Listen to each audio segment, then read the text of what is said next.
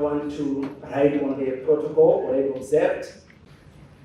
I would also want to invite to the podium Dr. Domenico. Please let's give them a hand. So the plan is to have 3 rather short interventions, let's say 15 minutes, maybe 20, and then we could have a discussion. And I also want to somehow immediately say that it is a bit artificial to talk about the performance without having a look at the whole macroeconomic environment, but we need to attack the problem somehow. So probably we could have some more events in the future that will be discussing the more connection between the pension system and the economy worldwide. We are trying our best. So with this, I would like to invite Zareena. Good morning, and thank you very much to Iops for the opportunity afforded to South Africa to present at this conference. It's been an incredible conference thus far, much learnings, and in this beautiful country. So thank you very much to the hosts as well. It's been absolutely phenomenal. So just to give some background, South Africa has a population of approximately 62 million people. 2 million comprise immigrants. We have 15 million, I just thought these are some interesting stats. There are approximately 15 million workers in the formal sector, of which 2/3 have pension coverage. Unfortunately, 1/3 not yet. We also have a substantially large informal sector, almost 5 million in number, which, as I've indicated, has no coverage. We have just over 3,000 registered funds, of which approximately 1,300 are active funds. And the assets under management, in respect of both the private and public sectors, just over 5 trillion rand, which I think is about $270 billion. Just a few stats, I think, that may place things in context. So the importance of diversification, I'll start with our requirements in terms of Regulation 28. So the importance of diversification in mitigating risk when funds invest finds expression in our Regulation 28 to the Pension Funds Act. So this was first promulgated in 1962, but there were sweeping changes in 2011. And then there's been further changes in 2022, but with effect from the 3rd of January this year. I just considered that this regulation is quite rigorous, it's flexible, it's fair, it promotes transparency because we have the look-through principle, but whilst doing this, it also allows for innovative financial strategies and instruments where applicable. So the preamble, I think it's quite standard, but it provides that a fund must always act in the best interest of members, and they have the duty to responsibly invest on behalf of members when they deploy capital into the market, so that they receive the appropriate and adequate risk-adjusted returns for their member profile, and of course having regard to liquidity requirements as well as the liabilities of the fund. Prudent investment is of course required.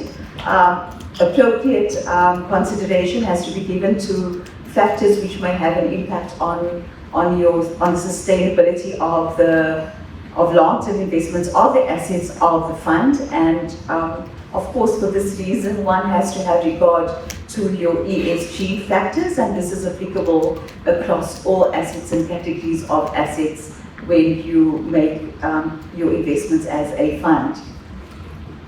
So Regulation 28 basically provides for the types of assets that you may invest in, and it also provides for limits.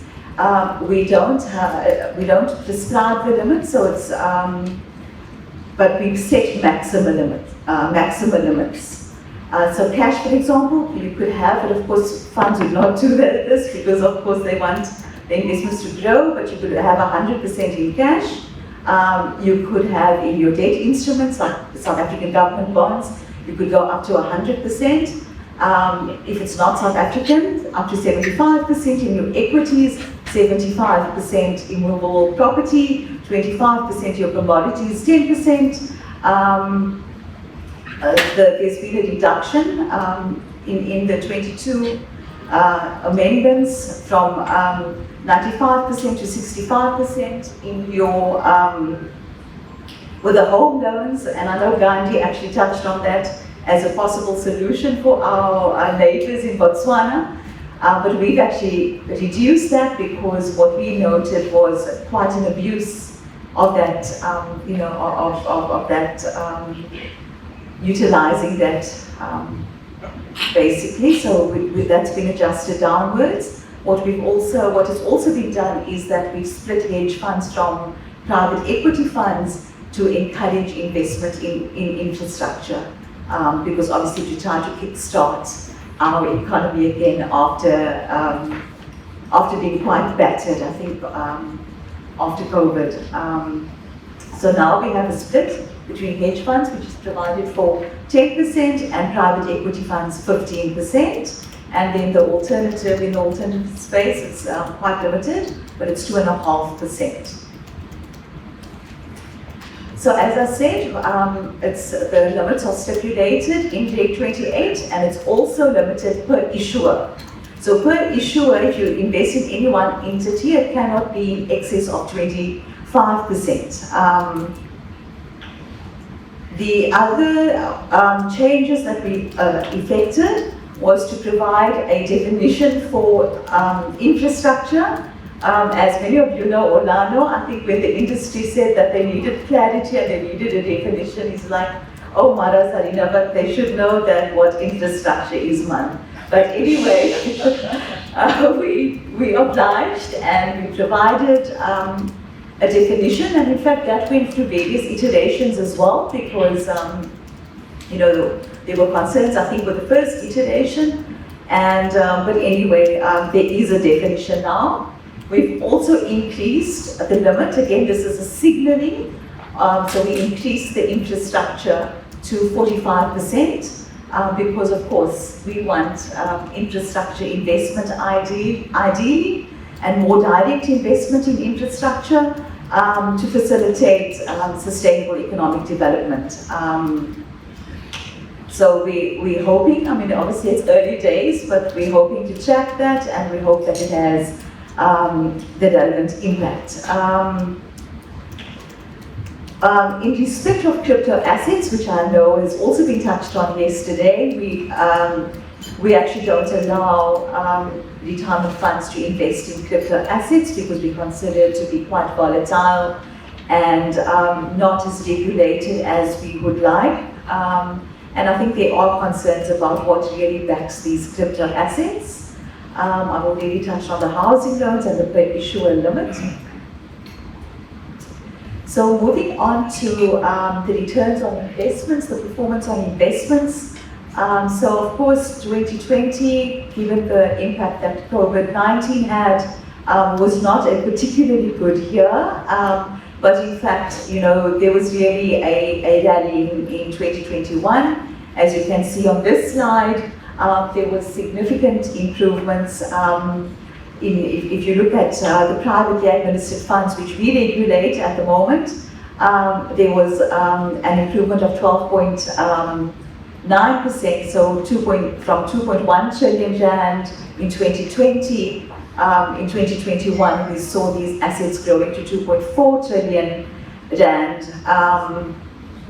The underwritten funds, not much movement.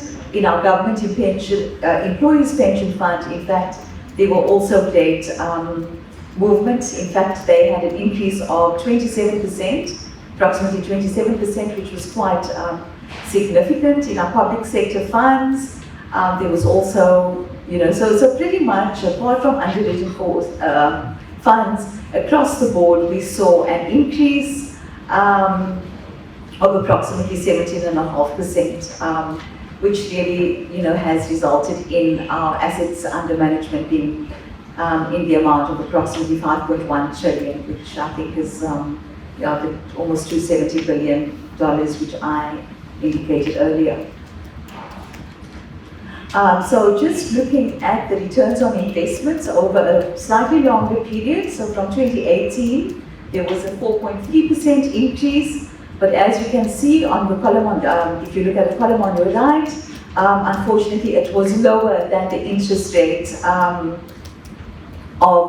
the 4.7%. In 2019, even though it was the returns were in the amount of 1.9%, it outperformed the interest rate, which was great.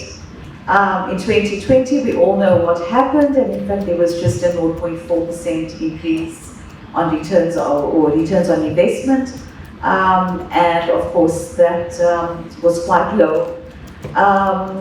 In 2021, as we discussed, there was a nice rallying, and we saw returns of 18.4%. Unfortunately, those figures couldn't be sustained, and what we saw was a significant decrease back to 5.7%, and which isn't great because our interest rate actually went up to 7.2%. The other challenge that we face is that I think 2023 is not looking much better, to be perfectly honest.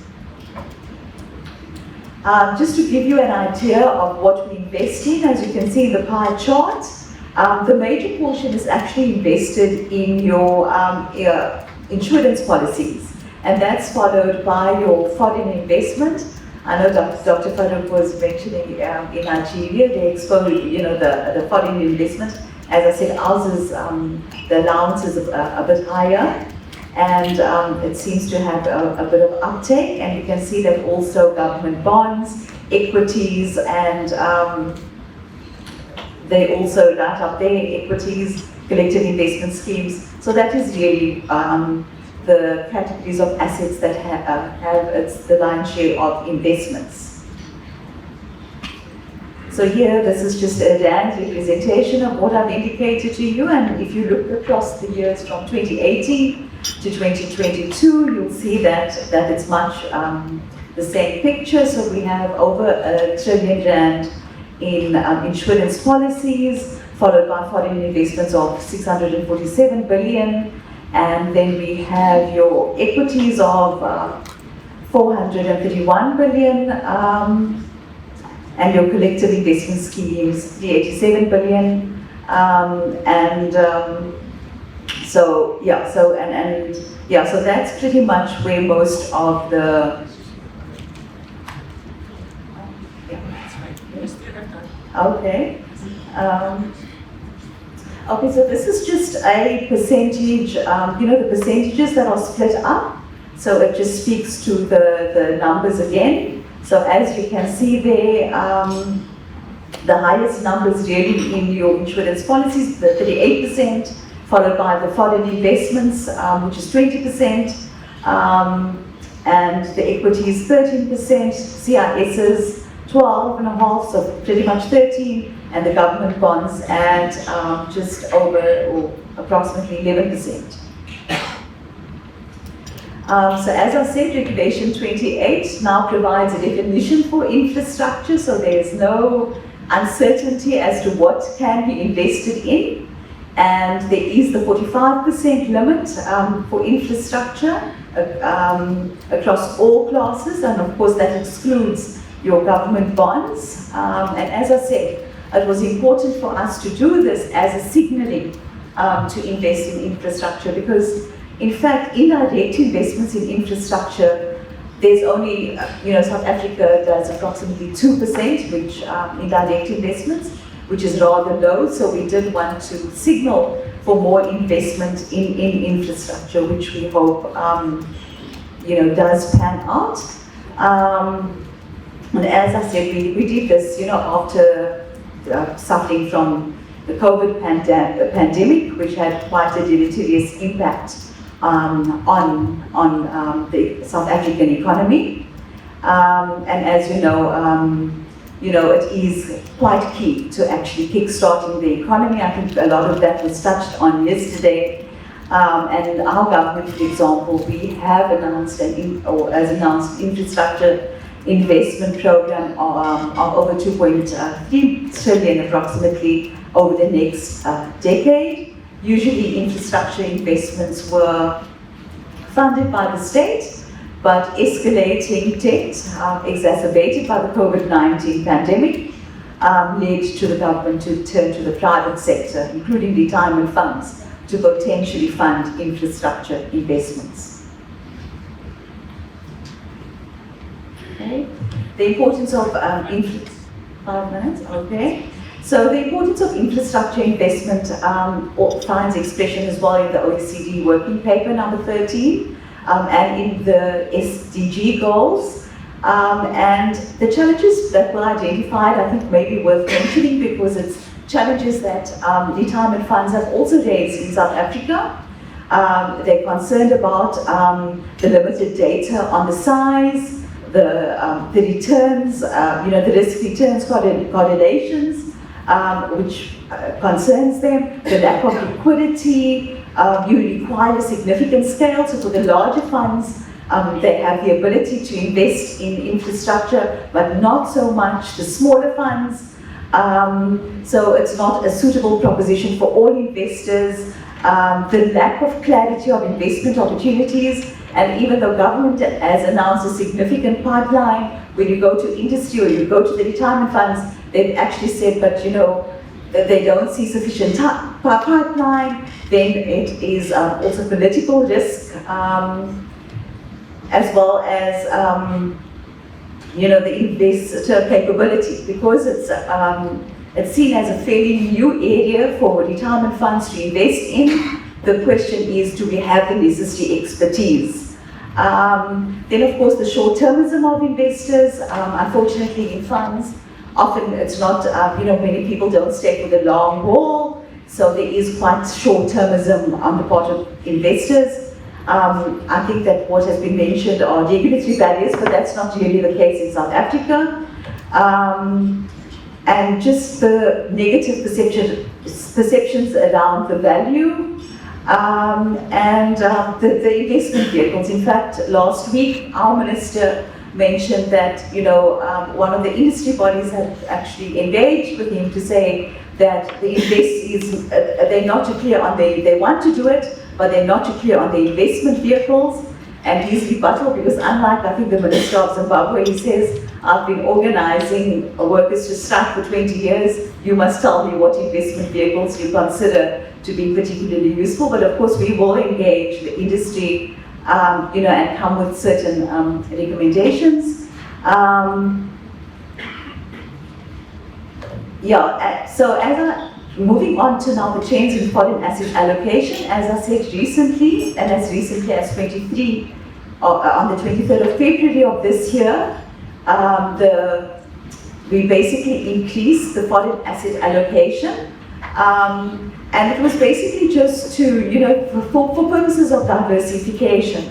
I think what the industry came back to us with and to Treasury was that, had they had greater offshore investment, for example, they might not have received the pummeling that they did, during the COVID pandemic. And so there was really a push to increase, and it was basically taken on board. What we also did, as you may know, previously we had a 30% offshore with 10% in Africa, but then that was done away with just to basically have a 45% offshore. So it didn't particularly matter where it went to. In any event, what the industry has also indicated is that that this is not a driver for offshore investments necessarily, and that the optimum amount will, in all likelihood, go off as between 38 to 40%. At the moment, in fact, when we just did a quick synopsis of some of the funds, they're hovering at around 33 to 34%, which is not significantly more than was invested offshore previously. But of course, we'll watch the space because it is early days. And just the decisions that, or why funds wanted to invest offshore, it was, as I said, the need for diversity. We have, as I think with Nigeria as well, we have a declining number of listings on the Johannesburg Stock Exchange. The forex return of offshore investments, which is mainly in pounds, euros or dollars, The performance of the foreign assets has generally been relatively good, and of course investor demand has also driven this. Then on ESG factors, as I've indicated, Regulation 28 promotes responsible investing of fund assets, and funds must have regard to ESG factors when they invest. It must be contained in your investment policy statement if you're a fund, and you must look at whenever you invest in any asset, you must look at your ESG factors. This we followed up with a guidance notice, 1 of 2019, which basically just gave more meat to Regulation 28. It also provided for certain reporting requirements, but as may be seen, it's a guidance notice and it's not legislated, but the legislation will follow, because we will be issuing a conduct standard during the course of this year to make it compulsory to do certain disclosures. And during 2020, because this is quite a nascent area for us, the ESG, but we've done a survey of retirement funds, just to basically see where they were at in respect of sustainable finance practices. And some of the results that may be of interest to you is that most investments in infrastructure, this was done through indirect investments. I think there's no surprises there, through external fund managers or your funds like infrastructure funds. So 37%, for example, was done in this manner, and again, no surprises in indirect investments. Only 9% of the respondents indicated that it was direct investments. And as I said, that's even still large, because I think in overall it's actually only 2% in direct investments. Another interesting observation from the survey was that they typically invest in roads and rail. Again, I think in our context, not too surprising. But of course, there's also investment in student accommodation, etc. But road and rail remain the main. That's where we mainly invest in those infrastructure projects.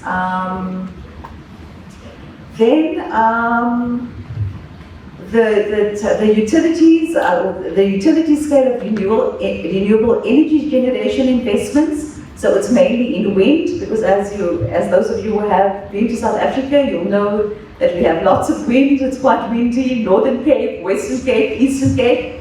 So there's a lot of that, as well as in solar. So those are the areas where most of the investment in renewables actually take place.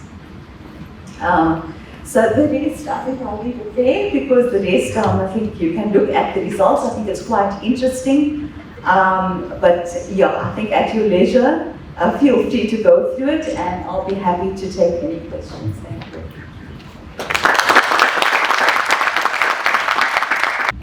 I would like to start by thanking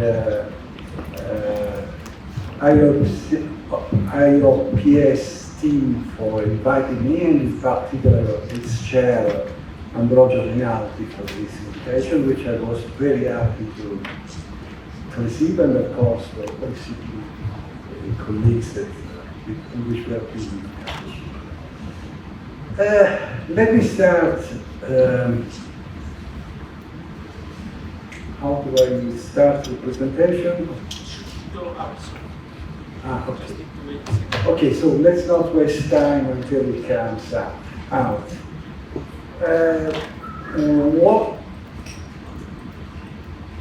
In this short talk, while we try to answer to the question that you will be seeing on the screen shortly, it actually is there. The question is whether Africa can be taught as a fertile ground for pension funds. As you can imagine, this is a rhetorical question. So the answer is yes, it is. Why? Let's say it is both in terms of liabilities, the contribution basis, and in terms of the, no, can you hear me? No.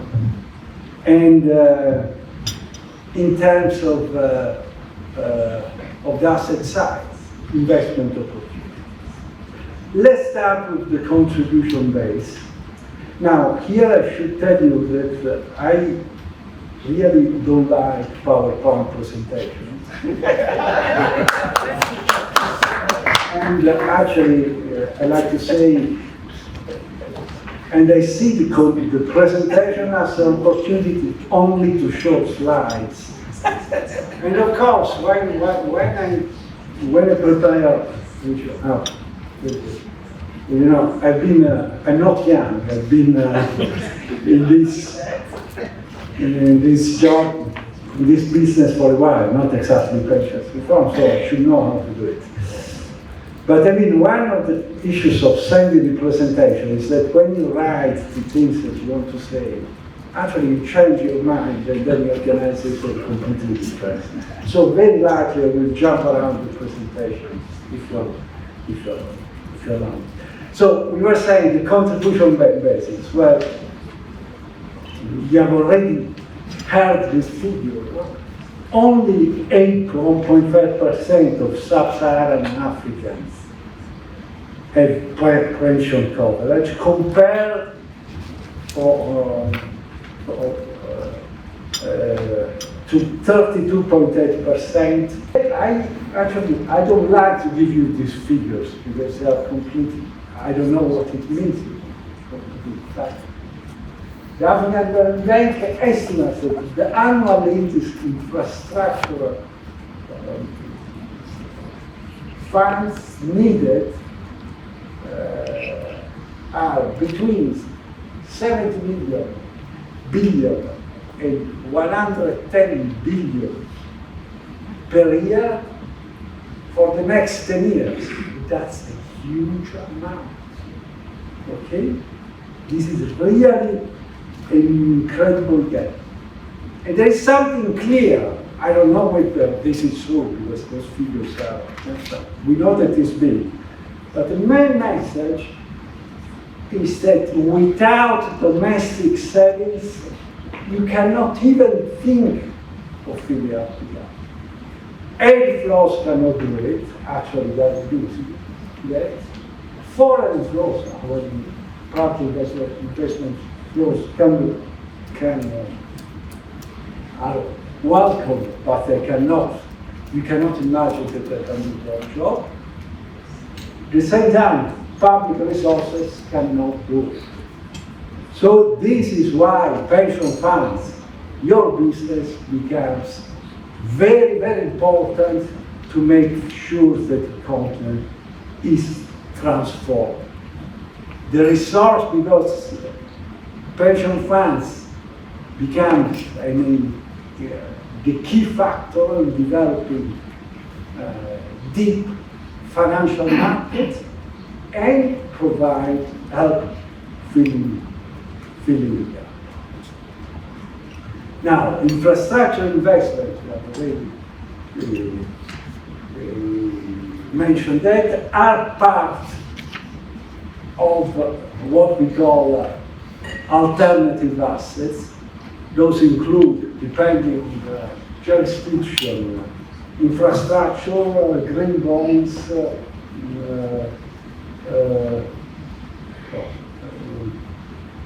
bonds, private equity, real estate investment trust, and things like that. Okay?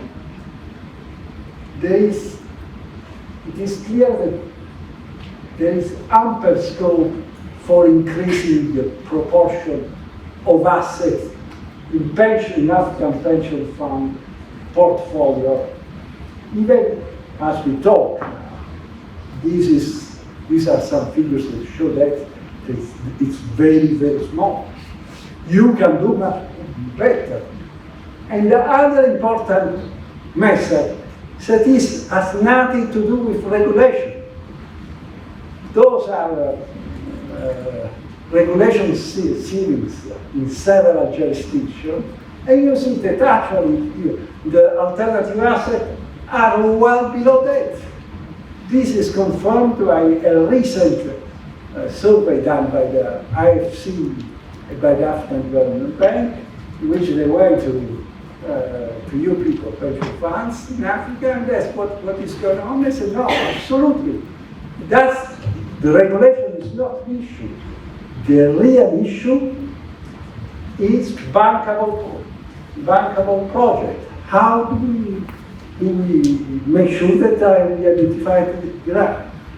Right. Okay. So that's the background. So how am I doing this with that? I'll write down. 5 minutes. So well. No, the things that I would like to say now is that what the African Development Bank does in order to help this and identifying bankable projects. There is one area in general that tries to develop institutional settings in countries that facilitate deepening of financial markets, and that's okay, I will not go into details. But I will then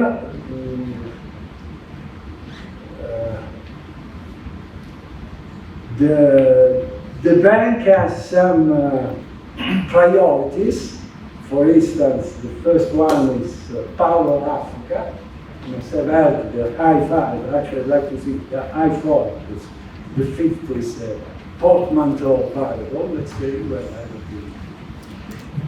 But the idea is that we want to achieve universal electricity access by 2030. This would require large investment. The objective is building robust intra and interregional power systems that are connected. So this will go hand in hand with the green power revolution, which is a major opportunity. The second priority is Feed Africa, developed an agribusiness model in which the untapped potential of agriculture in the continent is fully exploited.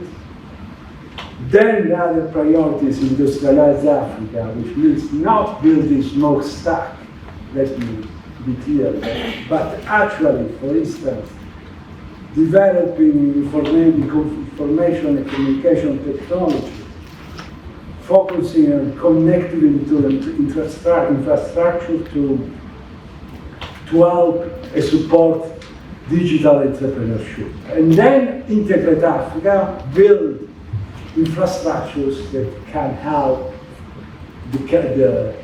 build a regional and interregional markets, which is the way in which the transformation of the continent can happen.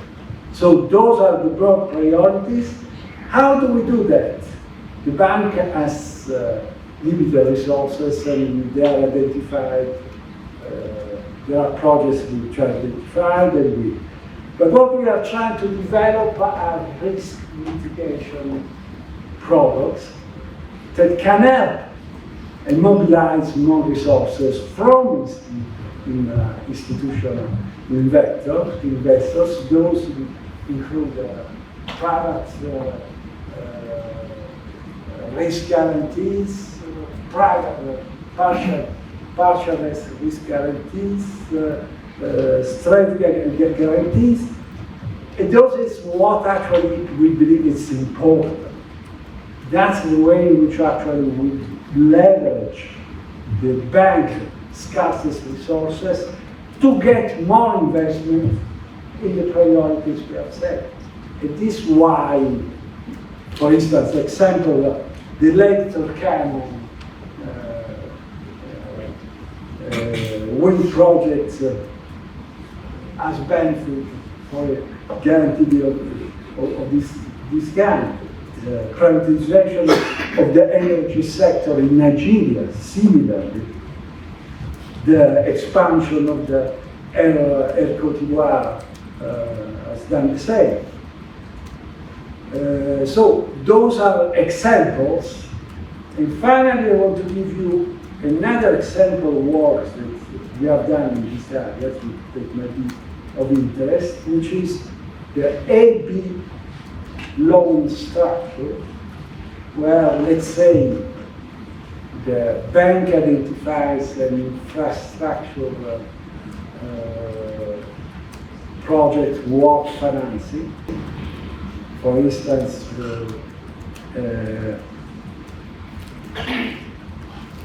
a concrete application was a Trans-Gabonese highway, which is not yet realized. But how does it work?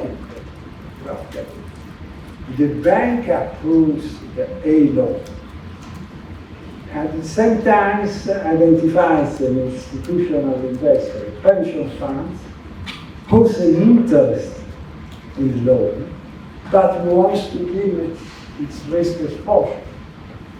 So it issues, let's say, there is a loan from the institutional investor to the bank, practically, where the institutional investors benefits from the AAA rating of the bank, and also for the preferred creditor status of the bank. So there are growing interest, even in Europe, about investing in Africa development. This is a simple way in which the risk can be managed a little bit. I think I've talked too long. I hope I've not bored you. Thank you very much. I would like to write on all the protocols observed, and Deputy Minister, thank you for sparing time to be with us. I would just like to make a minor rebuttal to Dr. Fanizza after his excellent presentation. Yes, it is true, in Africa we have got 8% pension cover, but long ago it used to be close to 100%. And I'll explain why. Because we used to get many children, and those children would look after us when we were older. And today, our members control 80% of retirement assets in Kenya. Its objectives are very simple and still remain to actively engage policymakers, regulators, and other stakeholders, and we aim to become an SRO in the future, self-regulatory organization, to have common investment performance standards, to have a forum to exchange ideas and network, and promote investor education and new investment products. Hence, when Pan-African Fund Manager Association was formed, it echoed with us very well, and we saw that we can collaborate with other fund management associations in Africa in order to come together for all our mutual understanding, and we aim to be the IPOS for fund managers moving forward, not only in Africa, but in future we can have an international umbrella body. We are a new baby formed in August 2023, and I would like to also introduce a colleague, Mubale Mugala from the Investment Management Association of Uganda. Maybe if you could kindly stand and just raise your hands, and hopefully in the discussions that you can make a comment or two. And again, the similar reasons for formation to network and learn, experience sharing, find solutions to common challenges, capacity building and collaboration with global institutions, and also to help exposure to non-traditional alternative investment areas. So I think I've spoken a lot about this slide. I'll just take you very quickly through it. So far we had the founding members, the Pension Operators Association of Nigeria, Fund Manager Association of Kenya, Botswana Investment Professionals, Ghana Securities Industry Association, Investment Managers Association of Uganda, and then we have recently been joined by WAMU, West Africa Fund Managers Association and the Morocco Fund Managers Association, and we're grateful for financial sector, including FSB Africa, who have been our sponsor and helping with set up and institutional capacity building. So just turning to East Africa, yes, pension coverage is low and it is inadequate in the East African countries. The assets under management, while still growing, are predominantly in government securities, as I'll take you through. And the size in Kenya, we are 112 billion USD, Uganda 6 billion, and in Tanzania there are two funds, the National Social Security Fund, which is for private sector, and the Public Service Social Security Fund for the public sector. Now in Kenya, turning to Kenya, where are pension funds allowed to invest in and how much of it have they utilized? We are allowed to invest up to 90% in government securities. The actual investment is actually 48% as of December 2022. Quoted equities, we are allowed to invest up to 70%, but we actually at 10%, it has been reducing, down from 20% due to the poor performance of our stock market. Immovable property, the maximum allowed 30%, we are now down to 15%. Insurance, guaranteed funds, deposit administration, schemes are allowed to invest up to 100% of the assets. What has been invested is 20%. Now, when we come to listed corporate bonds, schemes are allowed to invest up to 20%, but they've only invested 0.5%. Bank deposits, fixed deposits, 30%. Investment is actually 4%. Offshore is an interesting place. We do not have exchange controls in Kenya, although schemes are only allowed to invest up to 15% of their portfolio in offshore pooled vehicles, but actual investment is 1.4%. But there's a lot of interest of late because of our declining Kenya shilling value. And then on unquoted equities, 5% is the maximum allowed, but schemes have only invested 0.3%. Private equity allowed up to 10%. Schemes have only invested 0.32%. And also in alternative investments, we allowed up to 10%, but less than 0.02% has been invested in it. So, what has been happening?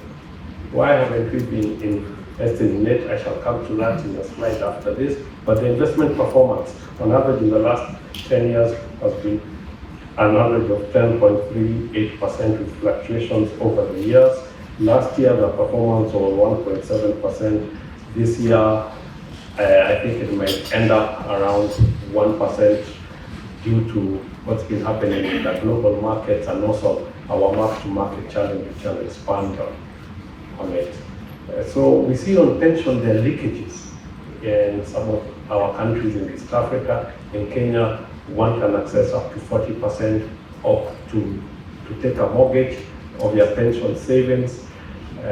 But this has not really taken off because of tax challenges, because what the taxman says that we gave you tax exemption to save for pension. So why are you accessing it early? So I have to tax you on that, and the takeoff has not been good there. And in Uganda, the response to COVID has been big-term access to their National Social Security Fund. But we have an untapped youthful and growing population. In Kenya, we are 54 million, 37% below the age of 40. I'll repeat, 37% below the age of 40.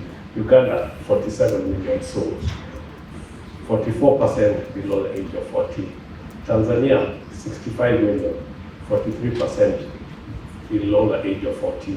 So there's a lot of young people, very digitally savvy, coming up.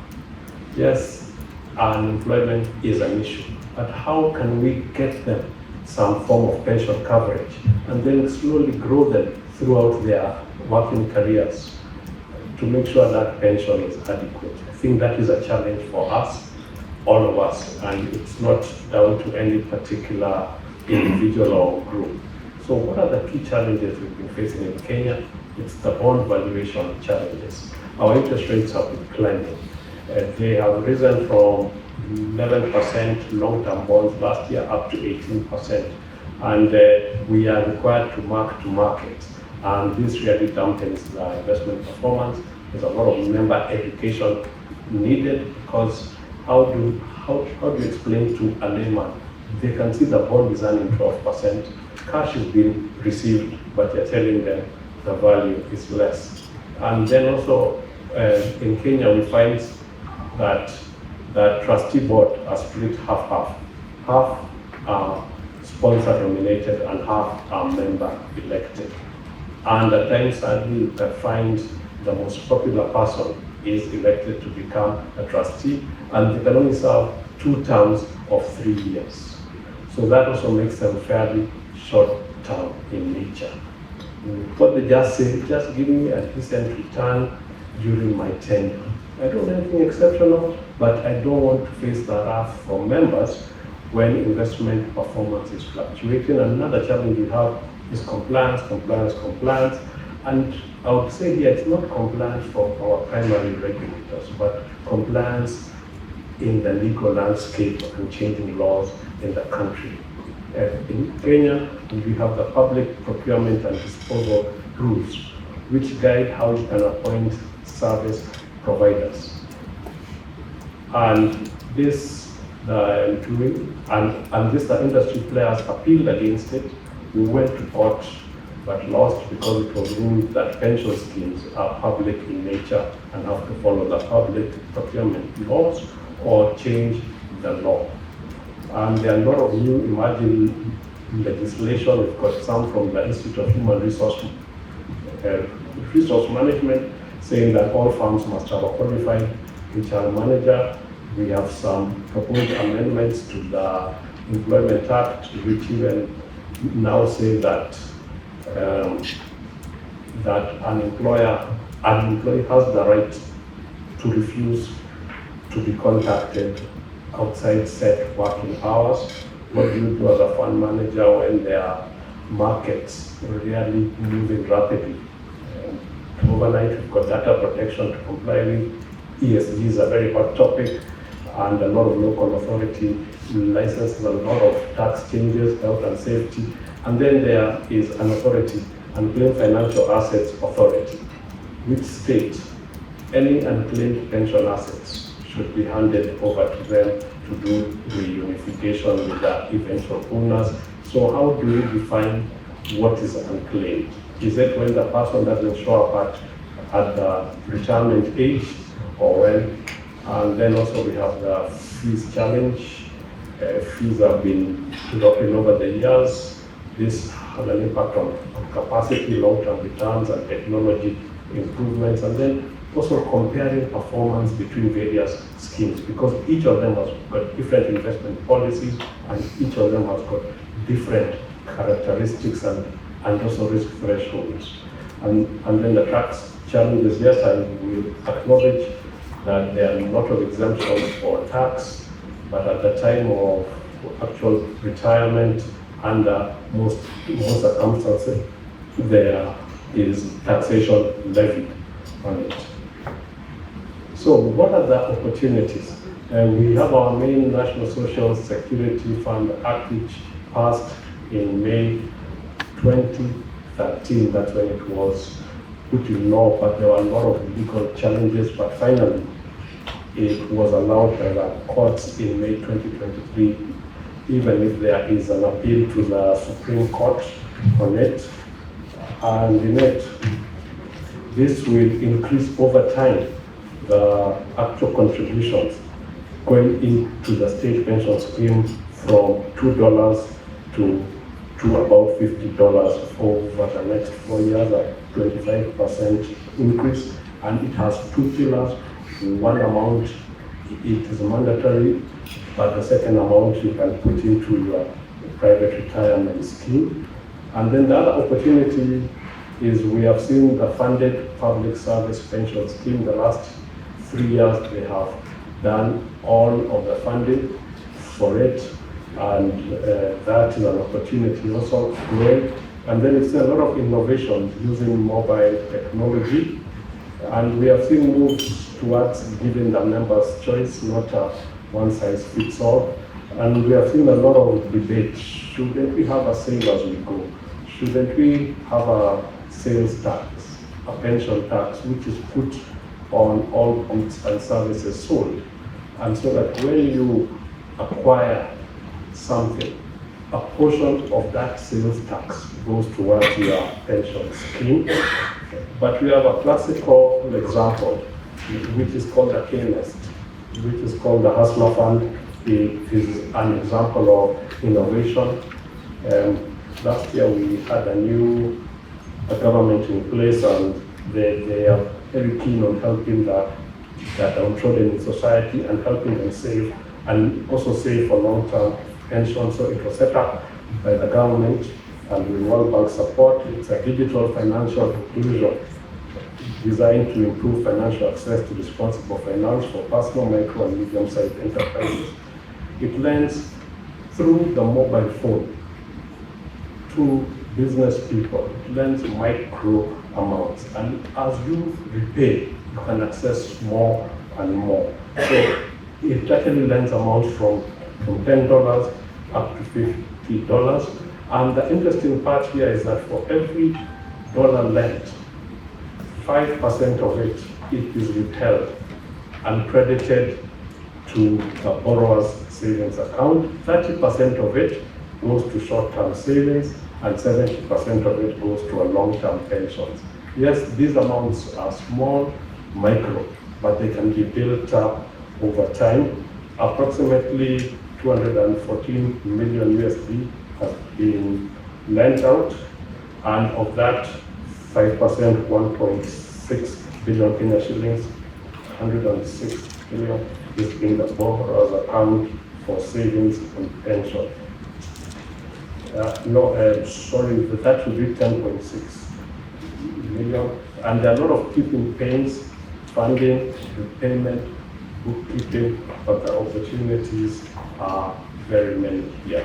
So I think if we all put our heads and we can become innovation and using the mobile technology for the fund here, all you have to do is just press *234# and you will be able to join and be able to now borrow, and as you increase on your payments, then you can access more borrowing. So I'd just like to stop there because of time and end with an African quote that even the best dancer must retire sometime by none of them. Thank you very much. Myself, I have observation. Yes, you mentioned that there's the issue of mark-to-market. And bear in mind that most of the African countries, they invest dominantly in bonds. That is an issue. And I have a very good friend of mine working as a statistician in the OECD, and he says, you know, when you will be here, can you ask those people, how is it that you have, how is it that you have the bonds portfolios, you have the interest rate increases, and yet I still have the positive, at least nominally, returns for the last year. So this is an interesting thing. And what we've been seeing, that there was some kind of movement towards changes of the valuation. And I think that that might be interesting for the regulators to consider if the long-term bond portfolios might be treated as a simply held to maturity and then be immune from the changes in the interest rate. So the second thing, yes, the coverage is the issue. Perhaps it is quite difficult to use the classical contribution-based system for the informal economies. And you mentioned, I like the expression save as you go, and then I was thinking that probably you could think about this micro savings, which might be called like pay as you spend. So when you go to the shop, a micro portion of your expenditure is being saved in the retirement account. So instead of trying to have the access for the contributions from the salary, from the income, you can try to have access to the contributions from the outcome, from the spending. With this, I think it's time for me to stop. I would like to invite you to ask the question that will raise that I will see. Please. Thank you very much. Well, thank you to these speakers. I found very inspiring this session of the conference. For two reasons, I would say.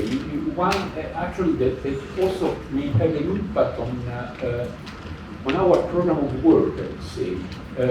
Because one thing is, first of all, that it is clear that Africa is, how it was said, a good garden for investment, for long-term investment. There's a lot of potential.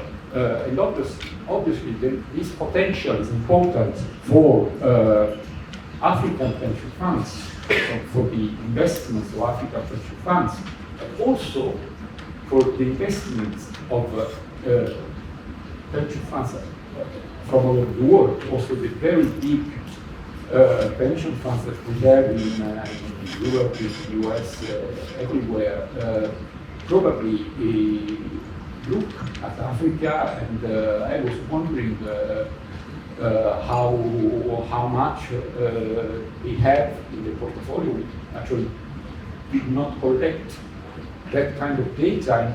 I was thinking that when we organize meetings in different regions of the world, it would be interesting to do that kind of research in advance in order to discuss issues also from both point of views, from the point of view of the interest of also the pension funds worldwide to invest in the areas in which we go. And the second inspiring point is that more related probably with the presentation from the African Development Bank. The regional development banks in terms of fostering long-term investment in infrastructure, for example. And probably we may even, I just put this on the table for some future dialogue, we may even think about some common program on that could look at how pension funds could cooperate somehow in co-financing, or at least in looking to regulation and supervision, how it can be made more friendly in terms of fostering investments, also by and with regional development banks. And on that, I would also ask, in particular, Mr. Fanizza, if in your experience you did already identify some aspects of pension fund regulation and supervision that has a specific impact on the capacity of the population investment or financing of investments in Africa. Thank you very much. Thank you, Roger. I think that we can take 2 or 3 questions and then have the ground for the conversations. So, Mr. Minister, do you have a question? Yes, thank you. I thought I'd save the nice lady trip up and down since the mic is already out. My question is for Zareena in particular, but anyone in the panel can feel free to answer. And I ask because South Africa is a resource-rich country like Zimbabwe. Now, a lot of our presentations are a bit silent when it comes to category on the mining and agriculture, but we glean on the infrastructure. The biggest growth in our country, Zimbabwe, has been in the mining and agriculture sector. It's a resource-based country. You find a situation where, because of the historical risk that has been attached to these industries, our pension funds are not really when it comes to investment. Henceforth, you find yourself investing in bonds related and to PEs related to that. Zimbabwe is going into an area or a territory where you might become the largest lithium producer in the world. And our pension funds are playing wait and see while the miners are coming in, the processors are coming and you start treating it. My question for you, Zareena, is as South Africa regulators, have you come up with somewhat of a best practice on how your pension funds can participate in this area while still preserving value? I know we've got a discussion around the ESG and the green revolution, but in an African context, we want to see our pension funds participate in the areas that have the largest growth so that we can catch up on the mismatch between our obligations and our assets. That would be the first leg of the question, if there's a best practice in regulation in South Africa. And then the second part would be, should it be the regulator that leads in coming up with a framework that would then allow our pension funds to participate in these areas more actively, whether it's a short window or longer, or is it the industry itself that should be identifying these areas and then bring it up to the regulator? Thank you. Of course, all of you can intervene on particular questions. Okay, so we can collaborate institution. Of course, more than welcome, actually. We can explore, and I'm here at your disposal to facilitate the process. And you find, I think, enthusiastic reception. So that's the second one on the particular changes on regulations. Unfortunately, I'm not an expert of pension funds regulations. But I think the message I was trying to give at the end of my talk is that the bank can work with pension funds in order to de-risk investment with a number of products that I've listed in the presentation. And that's something that banks is very keen to do, because what we were saying before, our resources, government resources, aid flows cannot do the job.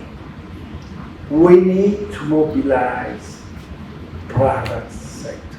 The private sector is the key to the transformation of the continent and to the financing,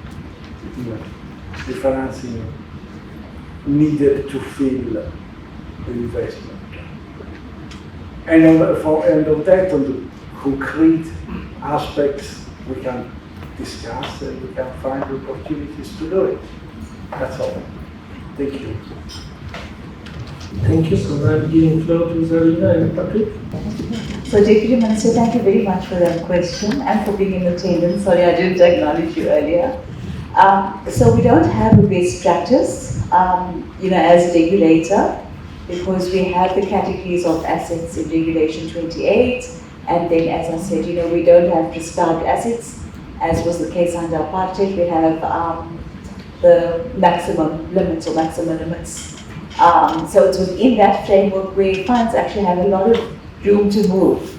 But I take your point. If there are huge growth points, I think it will be very useful, and it is a point I actually wanted to make earlier.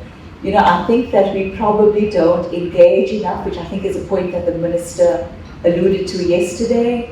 I think there should be more regional engagement, potentially, to see what we can do to actually maximize, investments where it needs to go.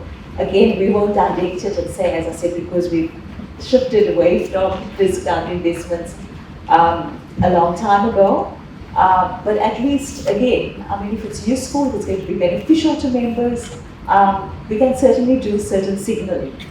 But again, and we can recommend, Minister, but as you know, in our case, it's actually we make recommendations, but it's the National Treasury that will ultimately make a decision in this regard. But I do think it will be great if we can actually have more engagements and constructive engagements, because I think it will also, I mean, even to Patrick's point, and it's very sad, I think, when, Dr. Fanizza, when Dr. Fanizza spoke about the low coverage that we have on our continent. And even though the picture is slightly different for South Africa, I think it's important that we actually work together, we cooperate, we collaborate, we synergize, so that this picture can be very different. Having regard to our material conditions on the continent. But I'm happy, Minister, to summarize, to have further engagements on what you've raised, and we have to work with the Zimbabwe regulator as well, and see what we can come up with, and as well with our national treasury. Thank you. Yeah, thank you, and I'd also just like to thank Dr. Fanizza.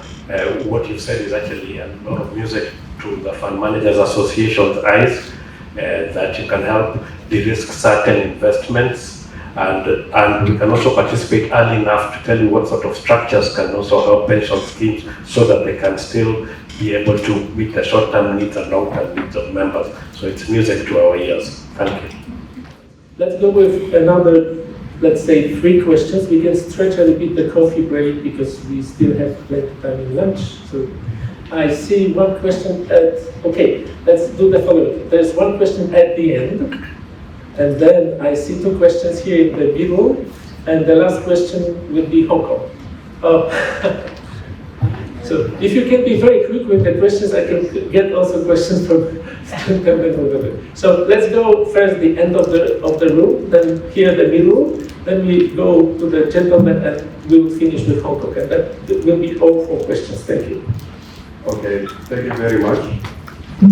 My name is Dariusz from Zimbabwe. My question is directed at the presenter from Kenya. When I got attracted to that, I got disturbed as well.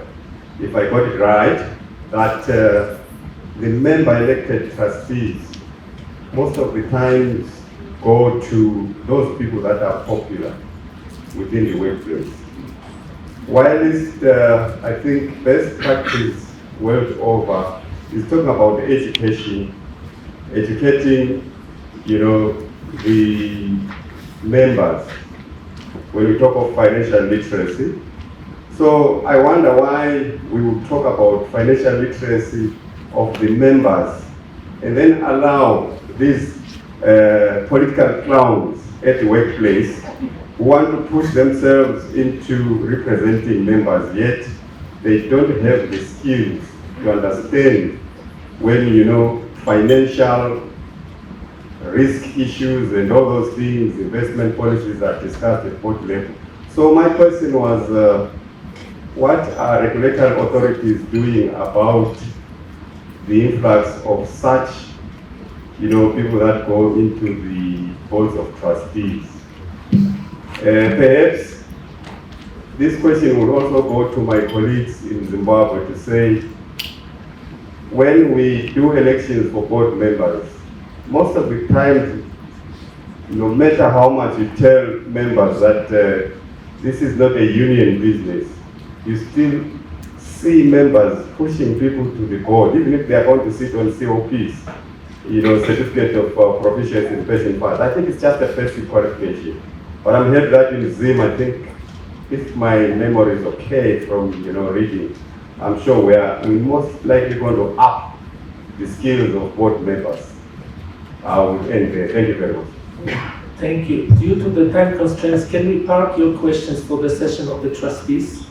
It will be, I think, excellent question to consider. So about the issues of the quality of the representation.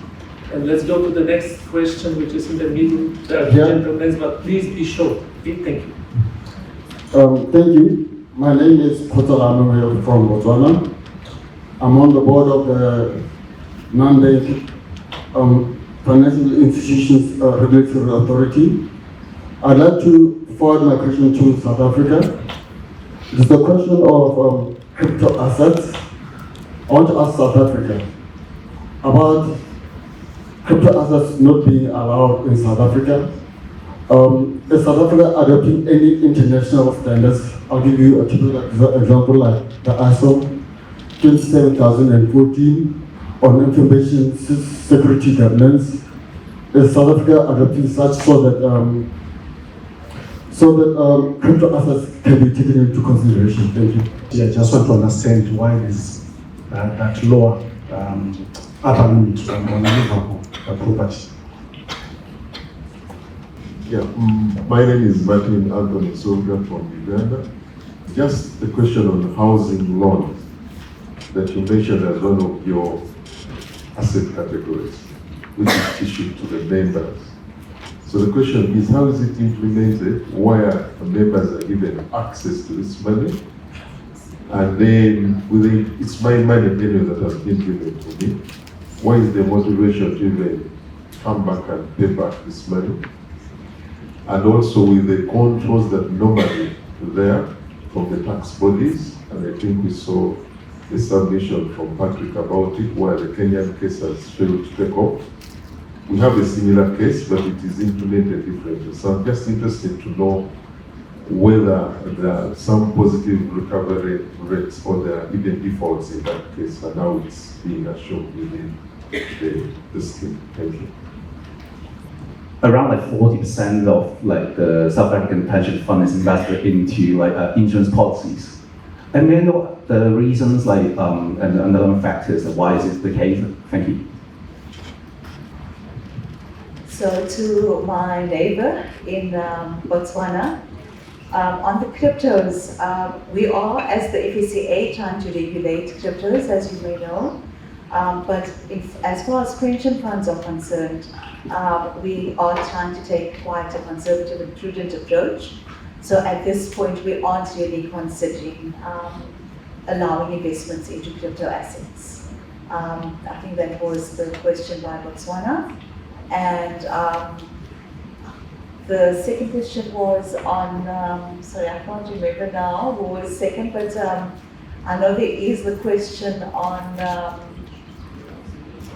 what was the other one? Sorry, I forgot. Housing loans. On the housing loans.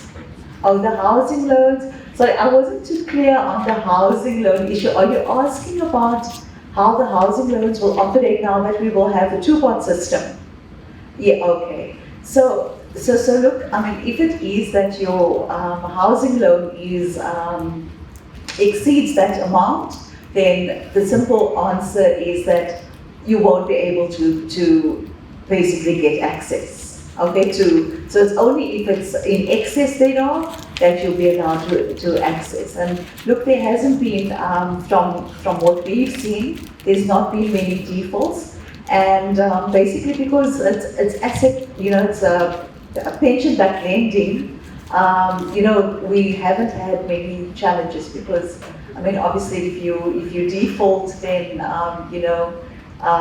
whoever stands guarantee, or the banks will basically take your pension benefit, essentially. So I don't know if that addresses your question. On Hong Kong's question, I couldn't hear too clearly either, but I think you asked why is it that our investments are considerably high in insurance. So I think it's because the returns have been pretty significant. And remember, it's insurance policy, so it's a wrapper. So it could be, it's a wrapper for ETFs and many others. And I think because the results have generally been quite good, that's why there's been quite a bit of exposure to investing in insurance policies. Thank you. I appreciate the question on trustee board. I think the reason why that we had introduced member representatives, because initially pension schemes were very tightly controlled by the sponsor, by the chairman, MD, and finance director, and this was just to ensure that the moves from DB schemes to DC schemes would get greater acceptability. But I think now the way forward might be to tighten the trustee rules, skills, experience, maybe insist before that they can stand for elections that they should have passed some fairly stringent trustee certification course, maybe even look at having a corporate trustee work alongside the actual board of trustees, because there is a lot of turnover. So after a period of 10 years, people don't really remember what happened because all of the initial trustee board has changed now. On the comment of lower fees, how it can affect performance, and yes, it can affect performance, because you will find that there are certain alternative asset classes where you need to really employ suitable, well-skilled professionals, and these people are not cheap. And so if you cannot be able to employ them, at times you will get some of the smaller firms shying away from actually looking at these alternative assets. And just a final comment, there was a time many years ago I wrote an article that pension is for pension and there should be no leakages allowed, and I received a lot of flack. So on this area of leakages, I now tread very, very carefully. Thank you. Let's ask the last question. Thank you. Thank you. I didn't quite hear a response on the link between fees and pension funds. And also, perhaps it was answered in terms of the returns, why the relatively lower limit to property in relation to other asset classes. I think if I had right, you are asking why these days there is a lower allocation to the real estate. Yes. Okay. Yes, I think from our end it is because historically schemes have been overweight there, and as they moved from DB to the DC schemes, some of them faced a lot of liquidity challenges, and there is also a move to try and discourage schemes from direct investment, but to go through pooled vehicles which give them one diversification and two, some form of liquidity. But I think, Zareena, the question was more to you. Okay, thank you, and I'm sorry for having missed it. I forgot my notebook, and that's why I couldn't note or jot down all the questions. So I seriously doubt that we will increase that. What we have seen as the regulator around investments in immovable property, there's been quite a bit of corruption, if one can say, can put it that, around it. So, but I know it has served certain funds quite well in terms of obtaining good investment returns, but I don't think we'll go to the higher level because of our concerns that, associated with corruption around investing in the immovable properties. I think we'll keep it at that for some time to go. Thank you. Thank you very much. I'm afraid we need to conclude this session. So I would like to thank our speakers. Thank you very much. Maybe we could do